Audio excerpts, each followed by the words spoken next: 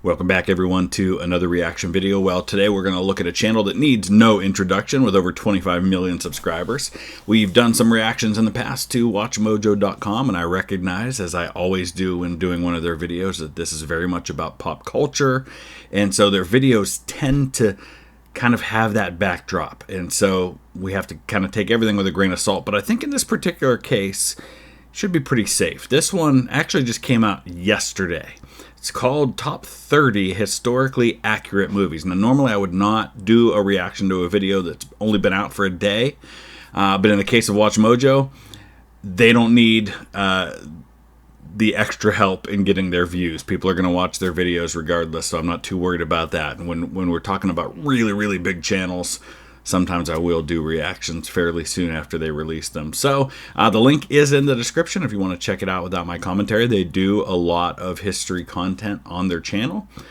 So this one should be interesting, and where I can, I'll offer some feedback. I just want to real quick mention this because this has been a topic of conversation with me and some other friends of mine who are history content creators, and that is that I've had a lot of people lately telling me that they realized that they're no longer subscribed to the channel, that they had subscribed and had been for a long time, and for some reason were no longer subscribed. And so I just want to ask everybody to do me a favor and check and make sure that you're still subscribed if you were before.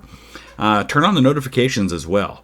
The notifications will give you a special notification that pops up when you're on YouTube in your notifications up by the bell that anytime I've put up a new video, and that helps a lot when you click on those videos when you get that notification. So check that out, and the same goes with any of your favorite content creators. Make sure you're still subscribed, because a lot of people are telling me they're not anymore and they never unsubscribed. So something to think about. Let's dive into this one. Our mission was called a successful failure, in that we returned safely but never made it to the moon.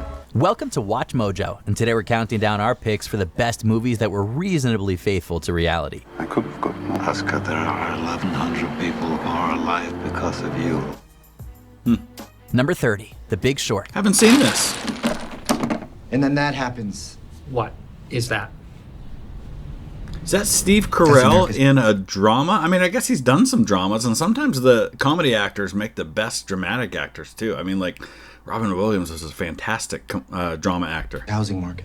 If you want a truthful glimpse into how the 2007 to 2008 global financial crisis unfurled, you don't need to watch a documentary. Just spend 2 hours with The Big Short. Director Adam McKay does a terrific job conveying complex financial ideas and making them fiercely entertaining. The movie's based on Michael Lewis's book of the same name and adapts much of its information, giving a realistic rundown of the United States housing crisis and how it ruined the global economy. Financial experts have praised the film for its accuracy, and biographical information is relatively accurate, bar the changing of names. We don't want the movie to be true, but it is. Just kidding.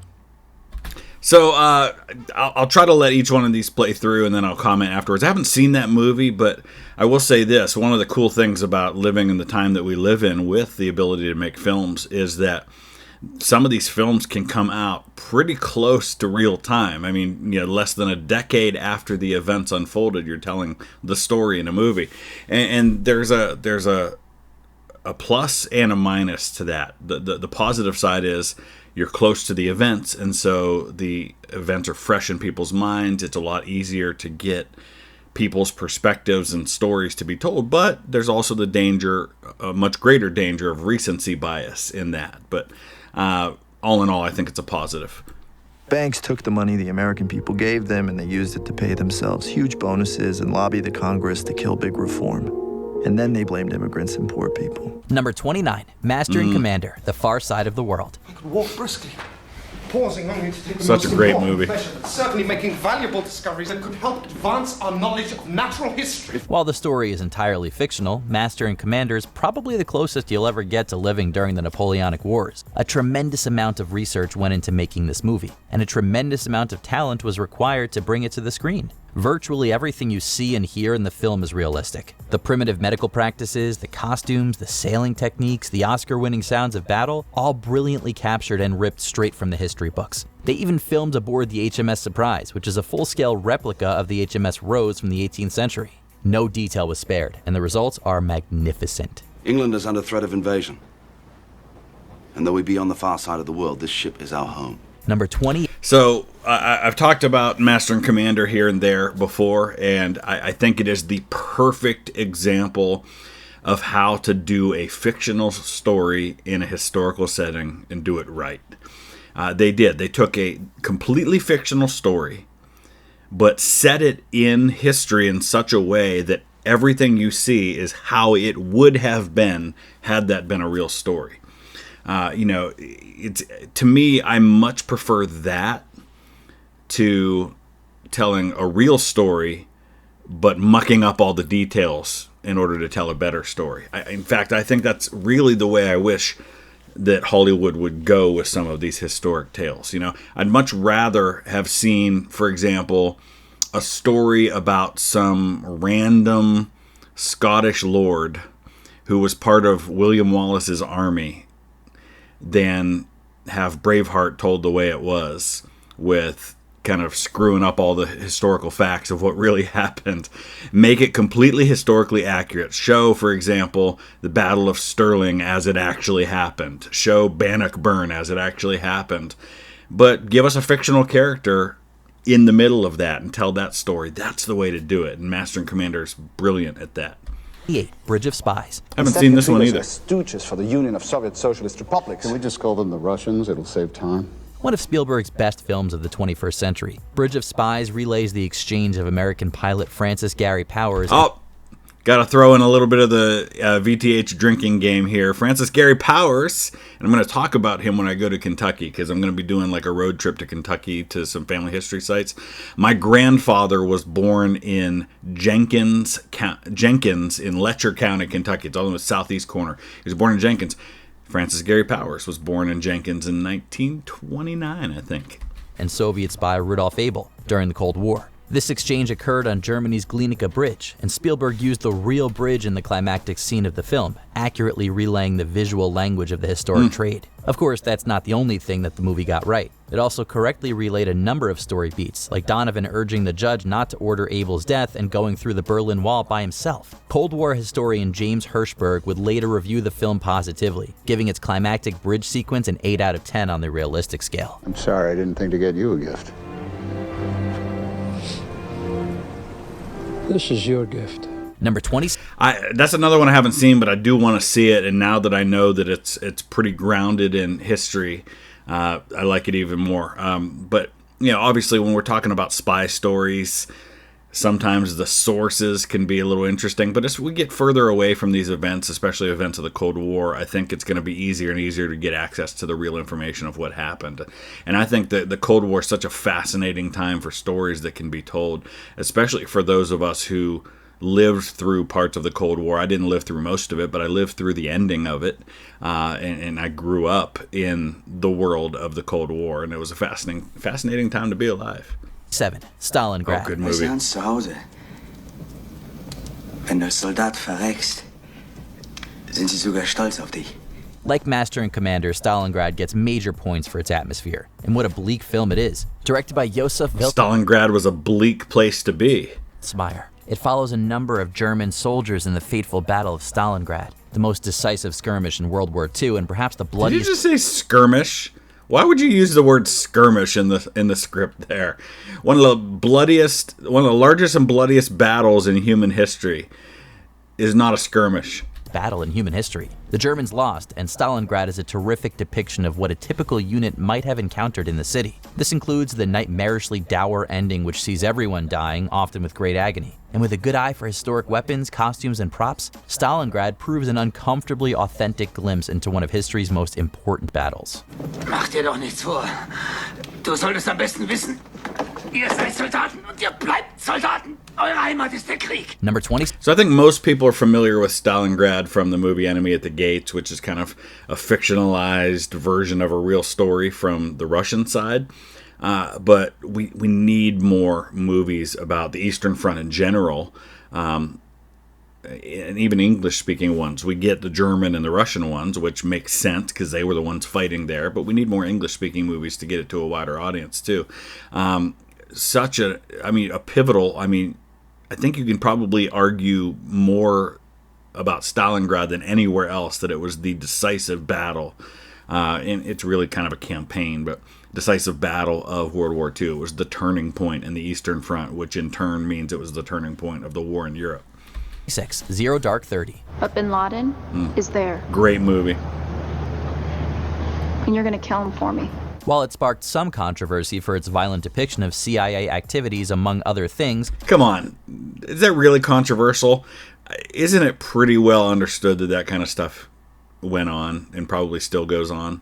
Zero Dark 30 earned widespread acclaim as a piece of filmmaking and went on to receive 5 Oscar nominations. Despite the controversies, director Catherine Bigelow claims that everything that happens on screen is representative of first-hand accounts. But what really sticks in the mind is the climactic assault on Osama bin Laden's compound. The scene was meticulously researched and filmed with the utmost accuracy, faithfully recreating the tense attack and the killing of the infamous terrorist. This was accomplished with the help of Defense Secretary Leon Panetta, who gave the filmmakers an exclusive look at classified information regarding the raid. That's crazy to me, but awesome at the same time, that the defense secretary gave them access. And some of the best movies we get are when the military, when the government, when the official organizations involved in these stories actually give access and even, like, you know, for example, let them film on an aircraft carrier, you know, like Top Gun. You know, the U.S. Air Force worked with, or is it Navy in that case? I guess those are Navy pilots, worked directly with guys like Tom Cruise in making that movie. And yeah, this is a fantastic look at those events. Chris Pratt is one of the guys on the SEAL team that goes in. This is before his Avengers fame. Come on. That was actually the scene where they killed Bin Number Laden 25. right there. Great movie. I highly recommend that one. I haven't studied the real story enough to know exactly how historically accurate it is, but the fact that they got that kind of access from Leon Panetta is a big deal. President's Men. I never asked about Watergate. I simply asked what were Hunt's duties at the White House. And notice when this is made. Again, we're talking about the closeness of events. This is 1976. This is literally 2 years after Nixon resigned. They volunteered he was innocent, but nobody asked if he was guilty. Alan J. Pakula's film is a tense and terrific espionage thriller, and the best part about it is that it's real. All the President's Men is based on the book of the same name by Carl Bernstein and Bob Woodward, 2 journalists at the Washington Post who uncovered the Watergate scandal. Their work has been called maybe the single greatest reporting effort of all time, and it's all relayed in fascinating detail throughout this film. It's accurate in both the details and the general atmosphere of the time, faithful to the historic characters and the integrity of professional journalism. Even the physical details of the office were correct, thanks to having the executive editor of the Washington Post as a consultant. I can't do the reporting for my reporters, which means I have to trust them. And I hate trusting anybody. Number 20. So I love what we're noticing here, even as far in as we are, is how many of these ones that we're saying are faithful to history are relying heavily on first-person sources, like direct sources of people who were actually there. Like the main stars of that movie were the ones who wrote the book that the movie's based on. It's happening 2 years after. I mean, that's really fresh in people's minds. So primary sources seem to be a key in getting these things right. And also talking about how people directly involved in those events are the people that are helping to make the movie. Now, granted, everybody has their bias, as we talk about all the time, and so the people telling that story and consulting are going to have their own biases and their own desires for how they want to see it portrayed. But, you know, you have Audie Murphy starring in a movie about himself. You have Alvin York as a consultant on the movie about him, Sergeant York, even though it's decades after the events. 4. Hotel Rwanda. They said it wasn't any real. There's always hope. Hotel Rwanda earned critical acclaim and 3 Oscar nominations. It depicts the terrifying events that occurred in Rwanda throughout the spring and summer of 1994, in which the Tutsi group were systematically killed by Hutu militias. It's estimated that up to 800,000 people died in the attacks. Hotel Rwanda is an unfortunately faithful recreation not just of the general events, but the specific story of Paul Rusesabagina, who housed refugees in his hotel. This part of the movie is certainly looser than the general atmosphere of the killings, which are depicted with startling accuracy and prove a good history lesson for those interested in the tragic event. I am glad that you have shot this footage, and that the world will see it. It is the only way we have a chance that people might intervene. Number 23. Great point he makes there. I mean, this is 1994. I was a junior or senior in high school. I graduated in 95. I'm sure it was talked about in the news, and maybe I just wasn't paying that much attention. But I remember really well, for example, Oklahoma City and Waco, things that happened here in America. I don't remember anything about Rwanda, and you're talking about nearly 1 million people killed, mostly civilians. And I mean, that's more than died in the American Civil War, which we talk about ad nauseum in history. We don't talk that much about Rwanda, and I don't know if it's because it was in Africa, if it's because it was civilians, because there weren't all kinds of news cameras there studying all of it as it happened. But this is one of those great ways in which Hollywood can fulfill a very important role, whereas not only are they telling a story, but they're also educating people about something that people don't know enough about.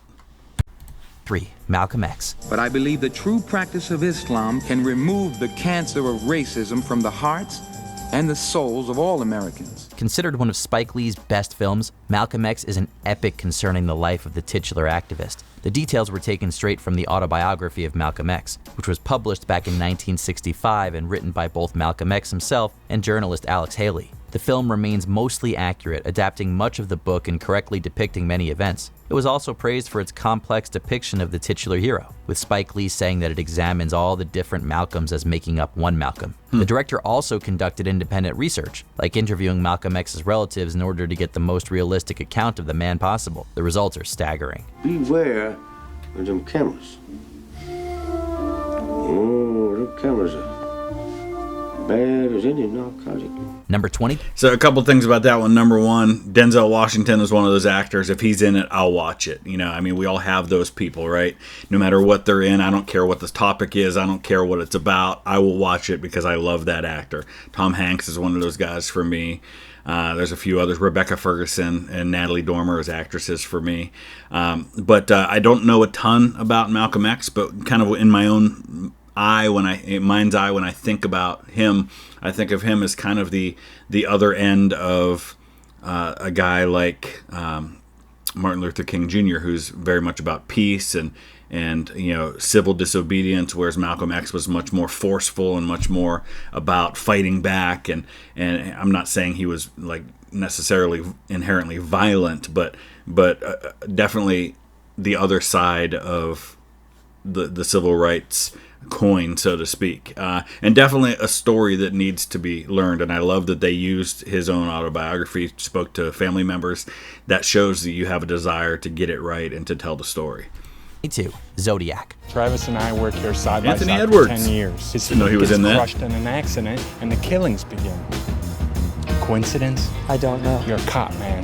Do the math. Like all the President's Men, Zodiac focuses on the art of investigative journalism. It's all about the hunt for the Zodiac Killer, which is largely done by cartoonist and amateur sleuth Robert Graysmith. Director David Fincher did a ton of research to make the movie as accurate as possible, spending 18 months interviewing witnesses and reading thousands of official documents. He also accurately depicts the information found in Graysmith's books, even though this information has come under scrutiny in recent years. Maybe the end result doesn't quite land. Arthur Lee Allen was likely not the killer, but much of the details along the way are brilliantly evoked. Just because you can't prove it doesn't mean it's not true.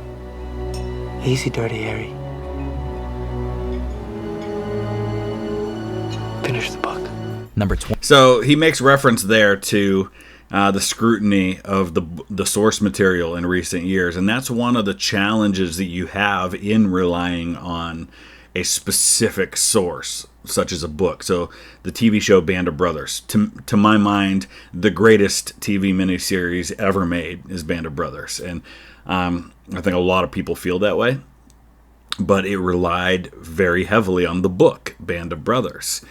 And Stephen Ambrose, for all that he has done to make history accessible to people and to help people learn more about it, had a fatal flaw in how he wrote his history, in that he tended to not look into people's claims. So if he's interviewing a veteran and they said this is what happened, he just believed that's what happened, and he wrote it in his book, and he didn't independently verify some of that stuff.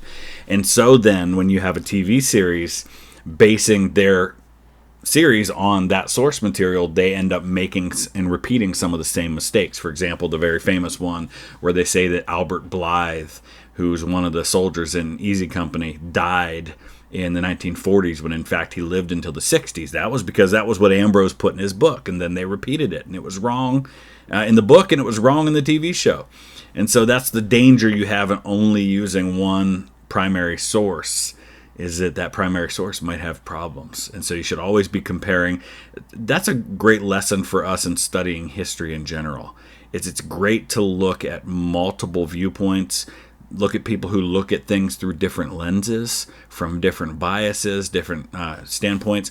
I love when Clint Eastwood did his 2 movies about Iwo Jima, Letters from Iwo Jima and Flags of Our Fathers. 2 different looks from differing perspectives at the same event. Fantastic stuff. 21, Goodfellas. As far back as I can remember, I always wanted to be a gangster. Martin Scorsese has made some fine flicks, but arguably none are better than Goodfellas. A masterpiece of the I would argue that none are better than Godfather, but okay. Gangster genre. It recounts the true story of Henry Hill, an ex-mobster who worked under the Lucchese crime family. He was the subject of Nicholas Pileggi's Wise Guy, which in turn was adapted into Goodfellas. All the broad strokes are here, depicting the real story of Henry Hill, with a fair degree of reality. But once again, most of the realism comes through in the details, and in this way, Goodfellas remains one of the most accurate glimpses into the mafia. In fact, a former mob boss named Michael Franzese once did a Reddit AMA and claimed that Goodfellas was the most authentic mob movie ever made. Not just, you know, how you tell a story. What? So I should correct myself before somebody said something. I was saying that the best mob-related movie ever is Godfather, not Scorsese, because Scorsese didn't direct The Godfather. That was Coppola. But again, this is relying very heavily on a primary source. The guy that the movie's focused on, Henry Hill, is the guy who provided the information that led to the movie. And so, of course, it's his perspective, and you probably have people who come out and say, well, that's not how it happened. He's just trying to make himself look good, or he's trying to make himself the center of the story. But at least it gives you that first-hand account. Number 20, Lawrence of Arabia. One of David Lean's many masterpieces, Lawrence of Arabia details the experiences of T.E. Lawrence in the First World War. He was the most extraordinary man I ever knew. Did you know him well? I knew him. The movie is based on Lawrence's own book, Seven Pillars of Wisdom, which was published in 1926. The film has its flaws in regards to history, using dramatic license to depict an epic cinematic adventure. Most of the criticism is aimed at the portrayal of Lawrence himself, but many biographers have argued against this criticism. The defenders claim that while imperfect, the movie contains a reasonably accurate depiction of the historic figure and his actions. Biographer Stephen E. Tabachnik even praises the film as a whole, calling it appropriate and true to the text of Seven Pillars of Wisdom. Could you give me a few words about Colonel Lawrence? What, more words? The revolt in the desert played a decisive part in the Middle Eastern campaign. Number 19. So he makes a point there about talking about how they dramatize things. Let's remember, okay, and we should always keep this in mind. People making movies, making TV shows, their primary goals are to entertain and to make money. A lot of them care deeply about getting the history right. Tom Hanks and Steven Spielberg, I think, care deeply about getting the history right. Ridley Scott, not so much. And he's pretty clear about that when you hear him interviewed about those things. So keep that in mind. But also, just because they dramatize something to make it more entertaining doesn't mean that the core elements of the story aren't true. The movie Patton. George C. Scott sounds nothing like George Patton when he talks, but it captured the essence of the guy really well. And I think if you had had an actor who got up there and did the exact same role the way Scott did, but talked with Patton's real voice, it would not have had the impact, and it wouldn't have conveyed to the audience who the man was, because we would have been so distracted by him talking like this, because that's what Patton really sounded like, that kind of thing. So sometimes you do that stuff to make the medium work. So I get that. Milk. On January 8, 1978, the openly gay Harvey Milk made California history when he was inducted as a member of the San Francisco Board of Supervisors. You're pretty cute, but And he was killed a few months later, I think. Over 40. Well, then, this is my lucky night. Why is that? I'm still 39. His film is quite accurate, with its story tracing back to the 1982 biography The Mayor of Castro Street, which was written by San Francisco Chronicle reporter Randy Schiltz. This book inspired the Oscar-winning documentary The Times of Harvey Milk. These sources provide a great framework for the film, which accurately captured the life of Milk and the politics of the day. Even the chilling words of Milk predicting his own assassination were lifted directly from the documentary. Friday, November 18th. This is only to be played in the event of my death by assassination. Wow, I didn't know that. And that's literally days before he was actually killed. Wow.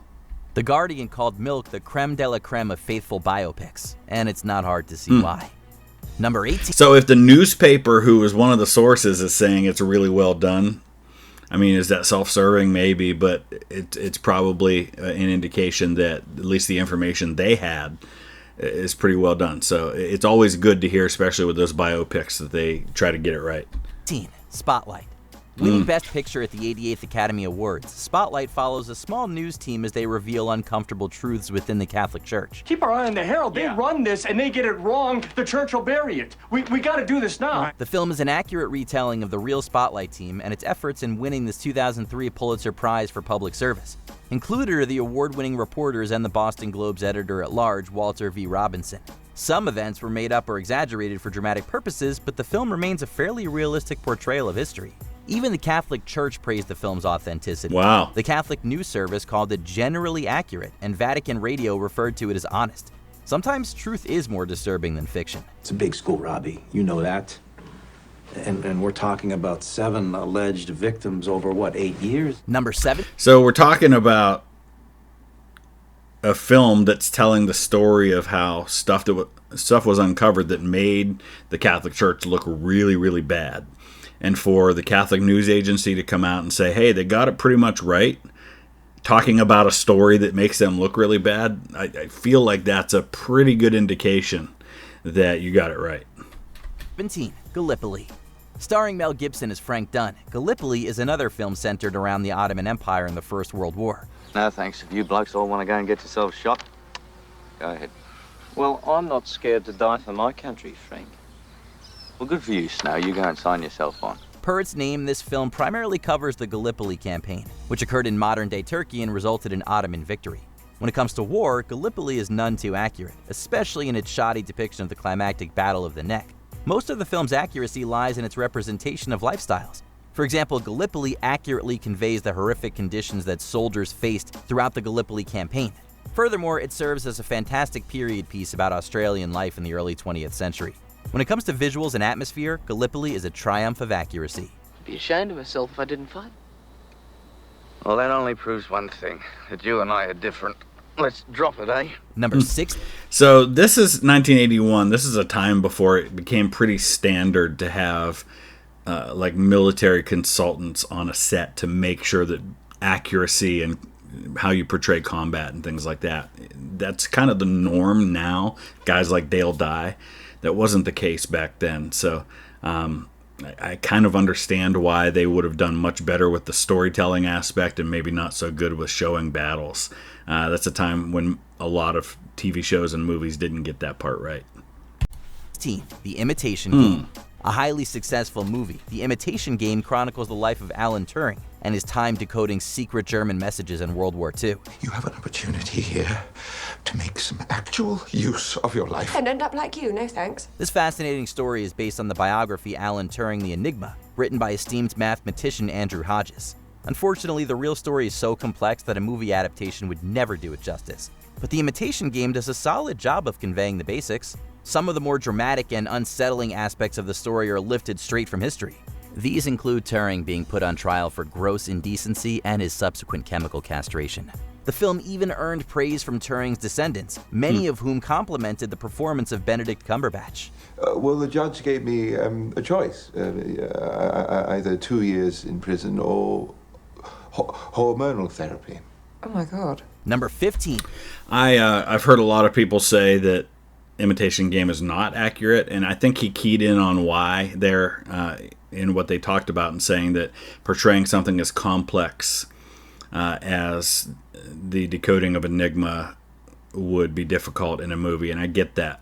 And I think what they did was they simplified it down to focusing on one little tiny part of the British aspect of it, because obviously the Polish were involved. There was a lot of aspects of decoding Enigma that you could never tell well in a 2-hour movie. What I'll say about it is this: just from a storytelling standpoint, I was entertained by the movie. I found it interesting, and I thought Benedict Cumberbatch's acting was phenomenal in that movie. And I found myself just like at the end, just kind of like sitting silently contemplating for a little while afterwards, just thinking about this man who had contributed so much to science and to the war effort, treated so absolutely horribly by his own government. And I know he's hardly the only one that could say that, but I thought it was a really good story, even if it wasn't really a complete version of how things went down. First Man. Neil Armstrong is Ohio one of the most time. important figures in human history, having been the first person to step foot on the moon. That's one small step for man, one giant leap for mankind. A biography titled First Man, The Life of Neil A. Armstrong was published in 2005, and it's from this book that Damien Chazelle sourced the story. First Man isn't so much about the Apollo mission, but the life of Armstrong himself. A few factual liberties were made, like Armstrong bringing his deceased daughter's bracelet to the moon. That's one of those examples of just a storytelling element. Sometimes you do things that didn't really happen in order to better connect your audience to the story, so I get that. First Man is nonetheless very accurate, faithfully depicting Armstrong's reserved personality and journey to the moon.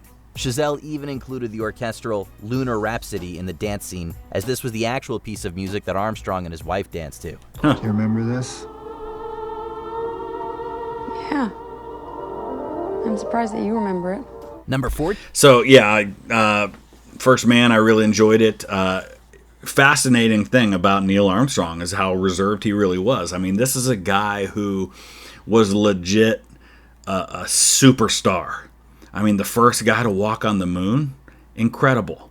But he never really embraced his fame, and I think wanted to really kind of live a quiet life. And really only late in his life did he even do too much in terms of interviews. He did some, but some of that was with stuff that I think NASA just kind of insisted on him doing. But he never like relished the spotlight. He never embraced it. He never seemed comfortable with it. And I think they did a good job in that movie of capturing that.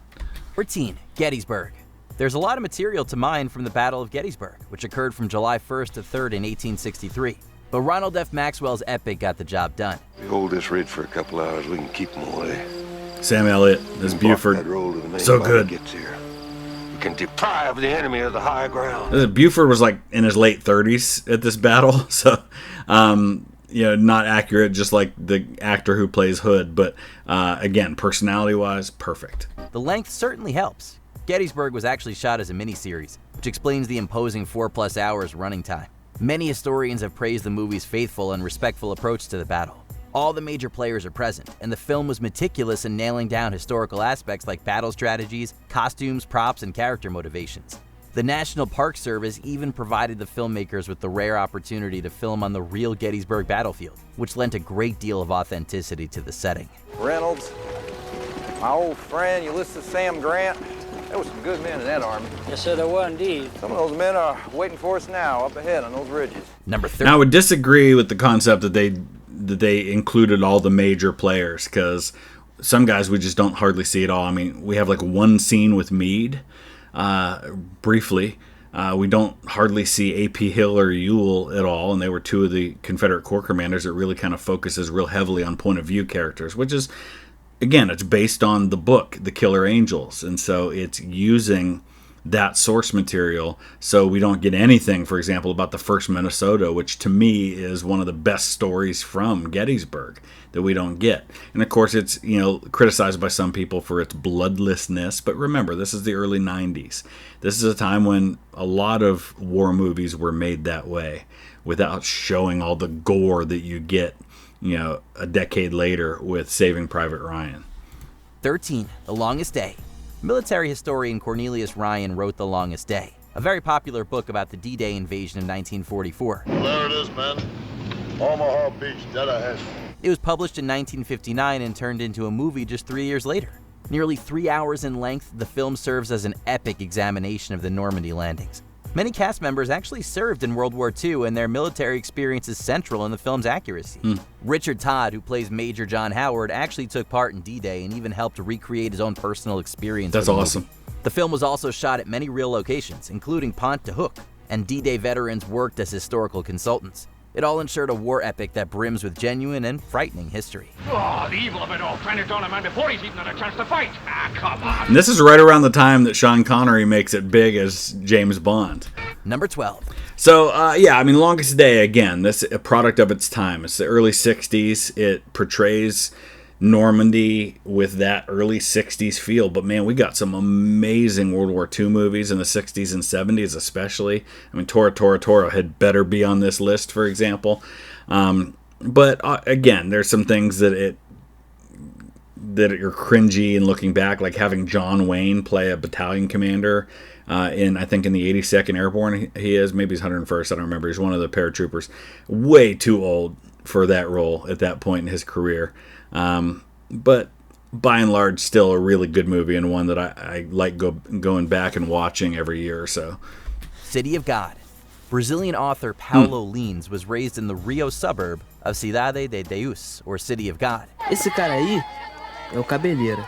Para eu contar a história da Cidade de Deus, eu preciso começar por ele. Known as a violent and impoverished favela, City of God became the subject of Lins' semi-autobiographical novel of the same name.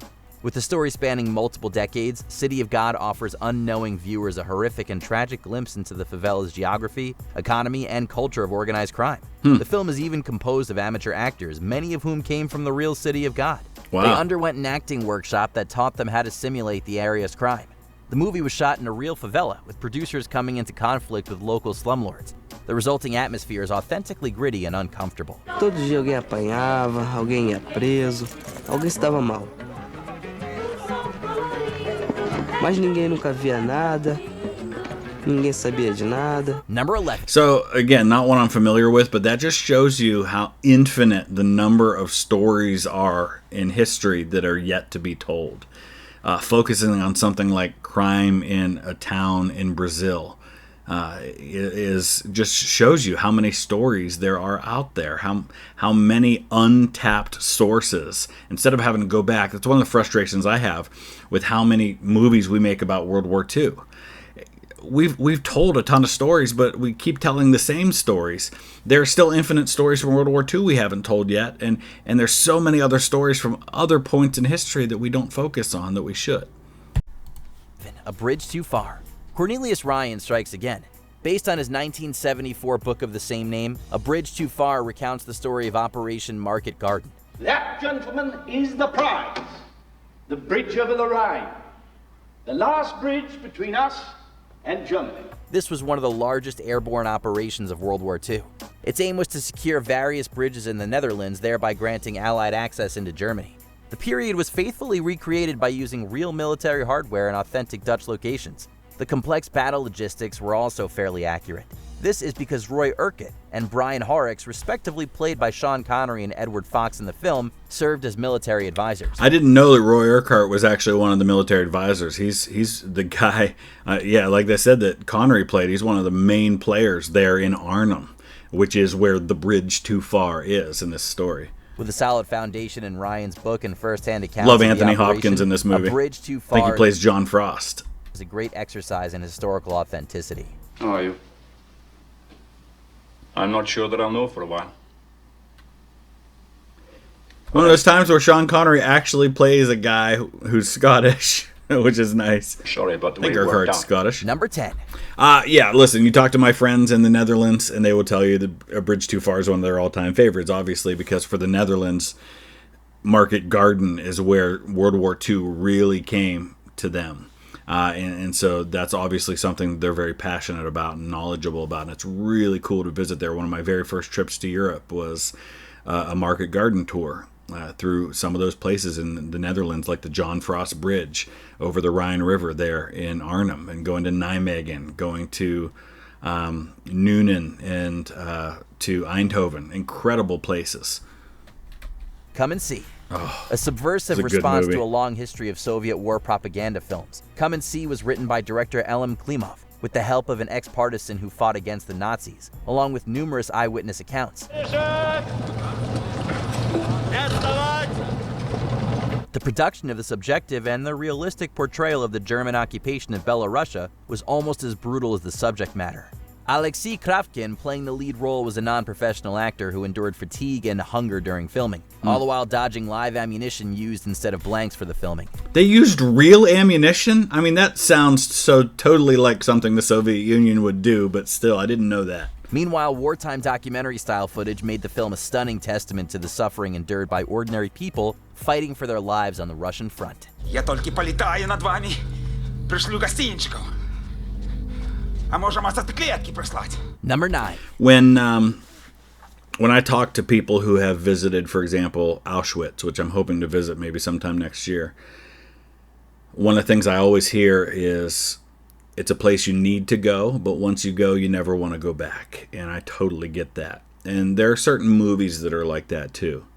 They're movies that you need to watch, but you don't come away thinking, oh, that was awesome. I can't wait to watch it again.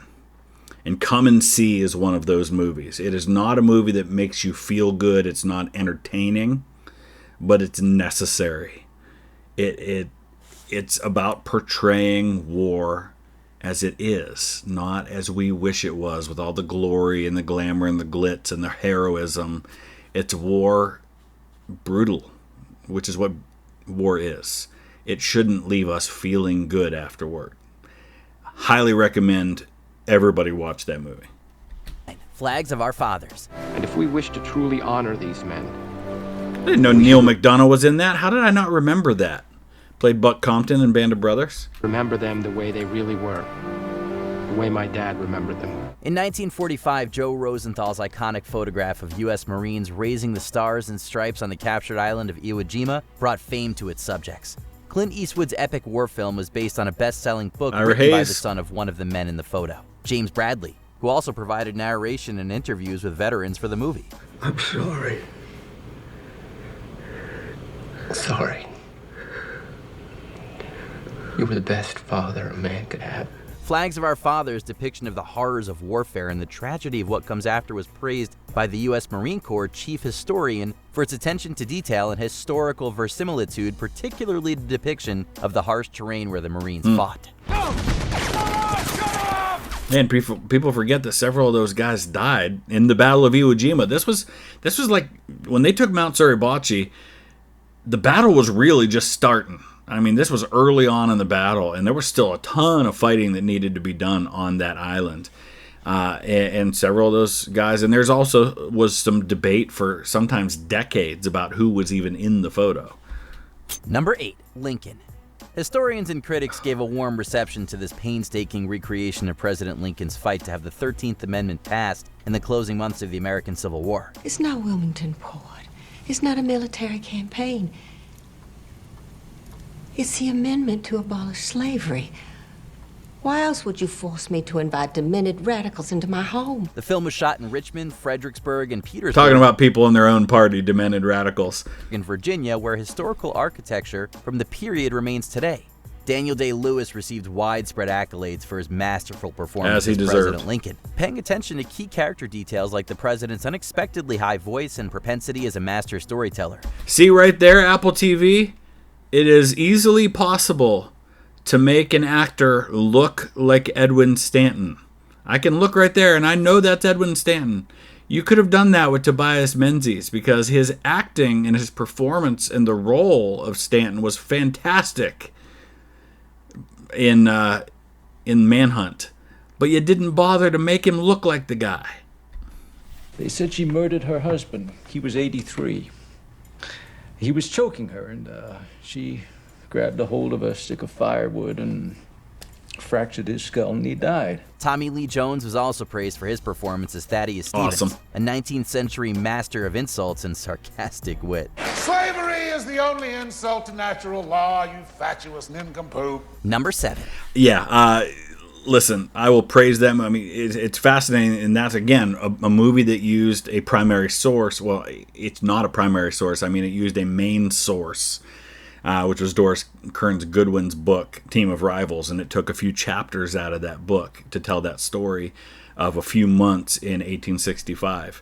But Daniel Day-Lewis nailed Lincoln so perfectly that it's going to be really, really difficult for anybody to ever play that role again. Occasionally that happens. Someone so embodies a character that it's almost impossible to imagine anyone else ever doing it. And I've seen other people play Lincoln since then, and it's been like, ugh, that wasn't Daniel Day-Lewis. Or they've tried to imitate Daniel Day-Lewis's performance, which makes sense because I think Lewis embodied him. He looks just like him. He talks the way that everybody describes him having talked. Really, really, really good movie. I would say if I were to be forced to sit down and make a top 10 of my favorite historic movies of all time, Lincoln's in there for sure. Das Boot. This claustrophobic depiction Awesome. of wartime life aboard a German U-boat submarine was based on a novel by Lothar Gunther Buchheim, who served as a naval war correspondent on the U-96 during World War II's Battle of the Atlantic. First of all, can we talk about the fact that how do you get that gig? Do you ask for that gig? Are you assigned that role? To be a naval war correspondent on a U-boat with the rate of death that U-boat crews have in World War II? Wow, I feel like that's something you would have to volunteer for.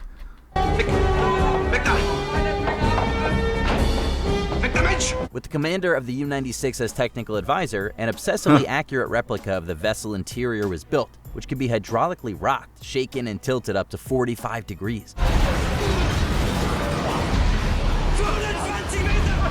Realism was also enhanced by location shooting at the wartime boat pen at La Rochelle. Das Boot is a stunning depiction of the confinement, tedium, and terror of ordinary men caught in the war beneath the waves. Gute Leute muss man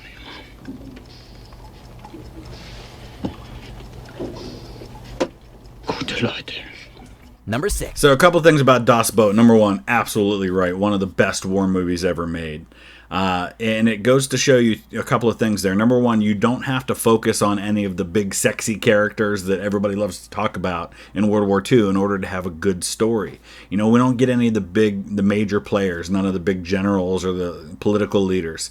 And also that it doesn't have to be in English to be done well. I mean, All Quiet on the Western Front, the remake for Netflix, while not a faithful adaptation of the book, was a phenomenal look at World War I, and it's not in English, and it works. In fact, I prefer it that way than having it dubbed over. Das Boot is so good, and it's such a phenomenal look at that story, and you don't have to glorify the German cause to be able to tell the story of a U-boat crew doing their jobs. Tora, Tora, Tora. Yeah. This documentary-like account of the attack on Pearl Harbor showed both sides of the battle, emphasizing the historical context and detailed planning of the attack. I'd make a bet they're going to attack us. Japan is going to attack us. The 29th is only 4 days off. Producers and directors from Japan and the United States filmed their perspectives separately.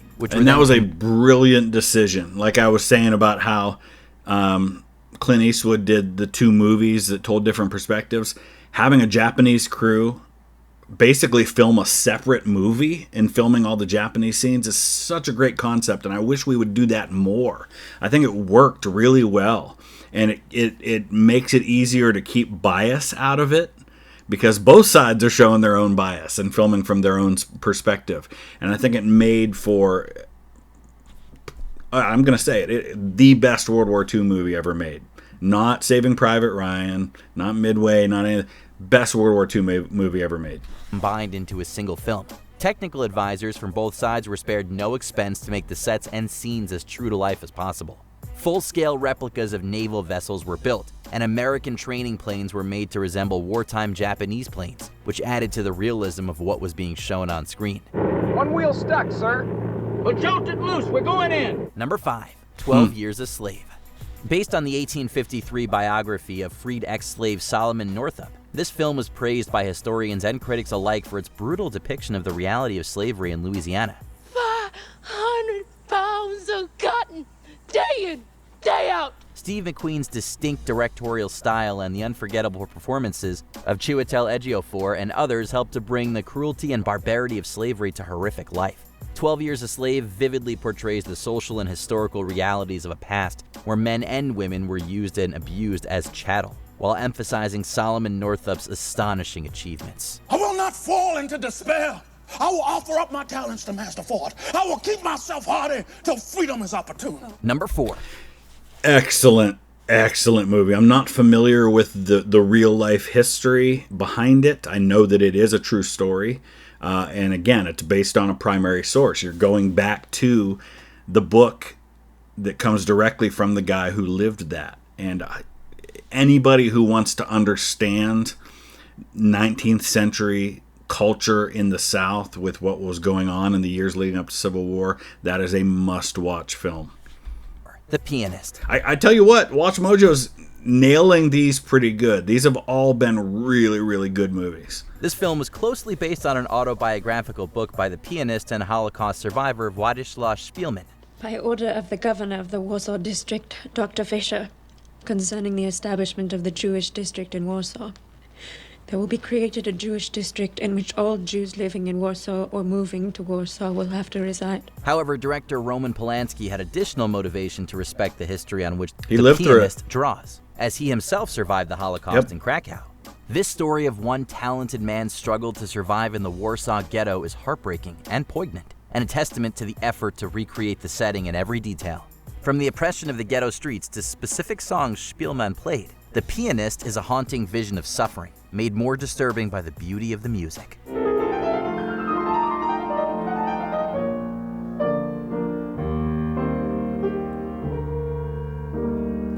Number 3. Again, I'm not real familiar with the history behind it, but phenomenal movie. Another one that has some moments that are pretty difficult to watch, but of course nothing compared to this one. Schindler's List. Steven Spielberg's award-winning movie is considered by many to be the greatest film about horrors of the Holocaust ever made. Tomorrow, you'll begin the process of looking for survivors of your families. In most cases, you won't find them.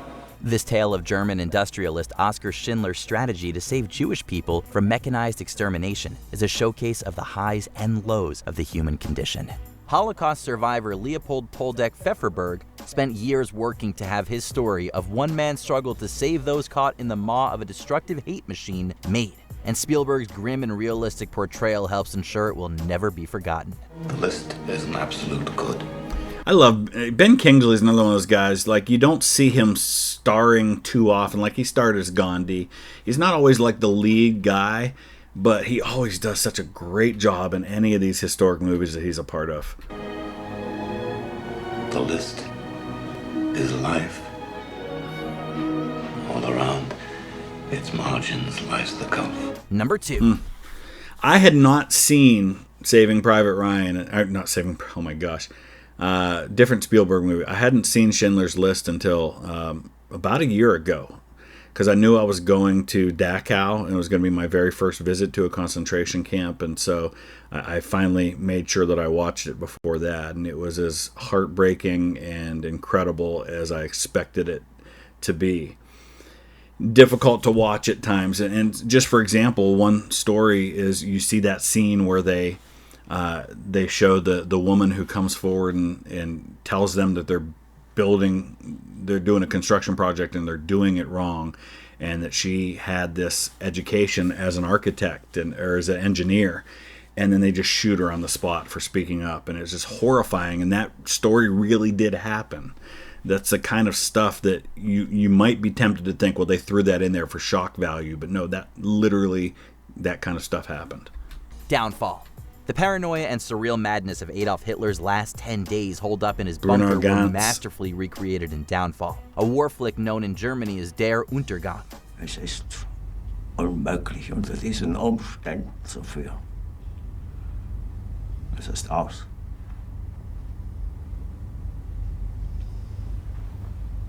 Der Krieg ist verloren. Based on extensive historical research, the film features fearsomely factual depictions of some of modern history's most vile figures.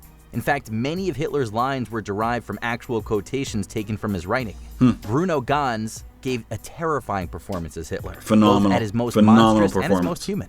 This film shows how, at the end of the day, even the most despicable man in history is still just a man. Morgen schon werden mich Millionen verfluchen. That's a great point. Sometimes we make the mistake of making these people into caricatures, into like the perfect evil enemy. I think it's more terrifying to realize that these were human beings. He got married the day before they took their own lives. I mean, he had a personal life, and some of these people who did these awful things had families and kids, and like Goebbels, for example, and he and his wife end up killing all their kids and then taking their own lives, and that to me is even more terrifying, that people could live so normal a life while also doing the things that they did to other people's families. And honestly, I mean, again, foreign language film, brilliant, must watch. You must watch this movie. It's so good. Aber das Schicksal wollte es nicht anders. Before we continue, be sure to subscribe to our channel and ring the bell to get notified about our latest videos. You have the option to be notified for occasional videos or all of them. If you're on your phone, make sure you go into your settings and switch on notifications. Number 1. Apollo 13. This tale of a brush with fatal disaster in orbit was based on a book written by science writer Jeffrey Kluger and Apollo 13 mission commander Jim Lovell. So there you go again, primary source. The guy that Tom Hanks played is one of the sources for this movie. Of course, that didn't keep them from getting the quote wrong, Houston, we have a problem. It was Houston, we've had a problem. As well as first-hand testimony of other astronauts. Gentlemen, it's been a privilege flying with you. Made with the technical support of NASA, the historical docudrama was praised for its exact reproduction of Apollo 13 modules and control rooms. Zero-gravity scenes were even filmed in the same KC-135 plane, also called the Vomit Comet, used to simulate weightlessness during astronaut training. The tense tale of survival in space against the odds gained universal praise from real astronauts and earned the filmmakers 2 Oscar wins out of 9 nominations. This could be the worst disaster NASA's ever experienced. With all due respect, sir. It'll be our finest I believe hour. This is going to be our finest hour. Ed Harris. What are some other historic... Yeah, I've heard that before, that I've never read the book, but that Apollo 13 really does a great job of getting it right as it happened. And it is an incredible story, and people are fascinated by the space race. And again, this is, Tom Hanks. He loves to make World War II stuff and space race stuff. It's what he's passionate about, and we are lucky enough to be able to benefit from his passion for telling those stories. So I'm curious to hear from all of you. Number 1, what do you think is a movie that wasn't mentioned that should be on the list, that really gets the history right? What do you think that shouldn't have been on this list that they added? Please make sure that you are still subscribed if you're not already, because like I said, some people have been noticing they haven't been. So let me know your thoughts. Use the comment section below. Thanks for watching.